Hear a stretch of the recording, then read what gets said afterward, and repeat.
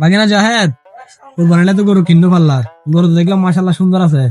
ওই পরে গরু আর তুই আমার ভাইও গরু কিনলাম দে মু আর সুদে লাগাই দে 10,000 1,000 টিয়া সুদ খাই দে এই টিয়া গুন দিয়ে দি গরু কিনে দে। ও তাহলে তো বালা ইনকাম আছো, বালা ইনকাম দিয়ে গরু কিনি ফেলাইও। তো এই গরু যে কিনো কুরবানি করতে কাল্লাই বাগিনা কি আল্লাহরে খুশি করবো লাই না অন্য কিছু লাই? আর তো কুরবানি করি দে মানুষের দেখা বেলায় এলাকায় বাসীরে খুশি করে বেলায় বর্তন করে পিনি আমি। তুই বাগিনা তোরা যে কুরবানি করো গরিব দুঃখীরে কিছু দনা বাগিনা। আর ঘরে তো আর 2-3টে ফ্রিজ আছে বড় বড়, গরিব দুঃখীর দিলাম কি ফ্রিজের ভিতর করে ঢুকে ফেলাই পরে খাই বেলায় আরা। বেগ কিন্তু বুঝলাম পাইনে তুমি কুরবানি করলে সুদের টিয়া দি গরু লইলে বড় এলাকাবাসী দেখাইলা, আবার তুমি গুস্ত বেগিন ফ্রিজে ঢুকে ফেলাইলা, তুই গরু সামনে টিয়া করে দা।